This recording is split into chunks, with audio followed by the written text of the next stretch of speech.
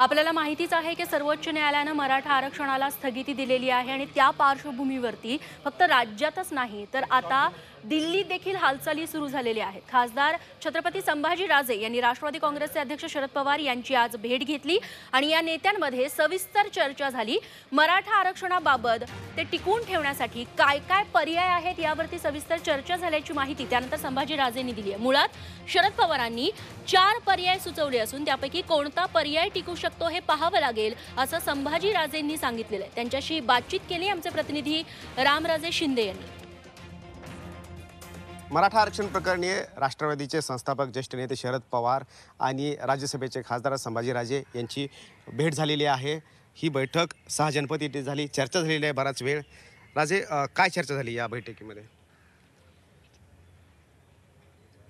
पवार साहेब मला काल पार्लमेंटच्या सेंट्रल हॉलला भेटले आणि त्यांनी मला सांगितले की राजे आपण जरा बोलूया मराठा समाजाचं आरक्षण आहे बोलूया म्हटले।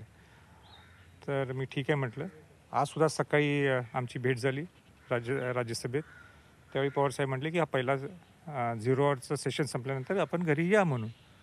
आणि म्हणून एक ज्येष्ठ व्यक्ती आपल्याला ज्यावेळी बोलवते मला अंदाज होता मराठा समाजाचाच असणार आहे, म्हणून समाजासाठी कुठेही जायला काही हरकत नाही म्हणून मी त्यांना घरी जाऊन भेटलो आज।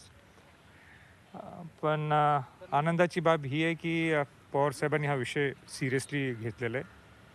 मराठा समाजाला आरक्षण मिळावं हा त्यांच्या डोक्यात आहे। तिने एक 4-5 मुद्दे किंवा 4-5 स्टेप्स कशा पद्धतीने आपल्याला आरक्षण मिळवता येईल हे त्यांनी दिलेले आहेत। एक 4 वेगवेगळे पर्याय आहेत।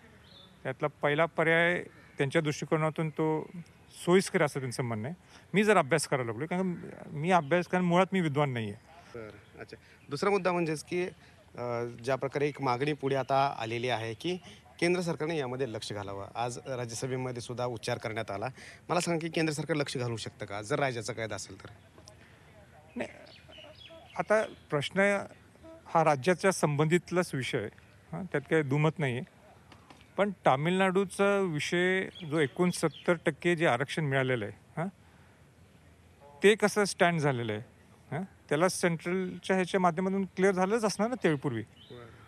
9 शेड्यूलमध्ये 9 शेड्यूलमध्ये टाकलं गेलं ते कसं झालं? मग आपल्याला हा विषय का टाकता येत नाही आहे? किंवा त्यांचं 26 वर्ष आजही तो कायदा जो त्यावेळी झाला आणि त्या पद्धतीने चालू आहे, मग आपला निर्णय एवढा लवकर फास्ट का घेतला? 9 शेड्यूलमध्ये टाकण्यासंदर्भामध्ये विचार होऊ शकतो अजून? नाही, मला काहीच त्याच्यावर बोलता येणार नाही। म्हणून माझं एकच हे आहे की लोकांच्या भावना आहेत ते पंतप्रधानांच्याकडे पोचावेत, हा एवढा माझा प्रामाणिक प्रयत्न आहे। शरद पवार यांनी 4 पर्याय सुचवलेले आहेत, त्याचा अभ्यास चालू आहे आणि पूर्ण अभ्यास झाल्यानंतरच आपण आपली भावना व्यक्त करू असं सुद्धा सांगण्यात आलेलं आहे। Cameraman Rajesh, Ramraj Shinde, Zee media, Delhi. दुसरीकडे या सगळ्याचे पडसाद आहे ते राज्यसभेवरती देखील आज उमटलेले बघायला मिळाले। सर्व पक्षीयांनी मराठा आरक्षणावरची स्थगिती उठवावी अशी मागणी आज केली। डॉक्टर बाबासाहेब आंबेडकरांनी सुद्धा मराठा समाजाला आरक्षणाचा लाभ मिळावा अशी भूमिका ठेवली होती, कारण बहुतांश मराठा समाज सामाजिक व आर्थिक दृष्ट्या मागासलेला होता। आज ही मराठा समाजाची परिस्थिती काही बदल झालेली नाहीये। तामिळनाडू सरकारने 50% आरक्षणाची मर्यादा ओलांडून 69% केली आहे। गेले 26 वर्ष हा कायदा तिथे अंमलात आहे। या धर्तीवर महाराष्ट्रात सुद्धा आरक्षणाचा कायदा करावा, मराठा समाजाला न्याय मिळवून द्यावा ही विनंती करू इच्छितो।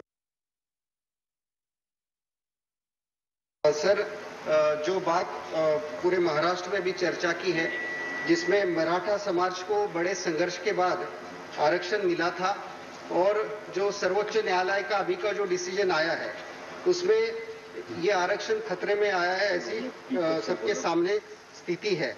और इसीलिए आने वाले समय में सर्वोच्च न्यायालय के लार्जर बेंच की तरफ ये मामला हियरिंग के लिए है। और जो सर अभी सुप्रीम कोर्ट में हियरिंग हुई थी उसमें केंद्र सरकार ने अपनी बात नहीं रखी थी, तो मेरा केंद्र सरकार से आग्रह है कि आने वाली लार्जर बेंच की हियरिंग में राज्य सरकार के साथ केंद्र सरकार भी मराठा आरक्षण के पक्ष में बात करे ताकि मराठा आरक्षण कायम रहे। Thank you sir.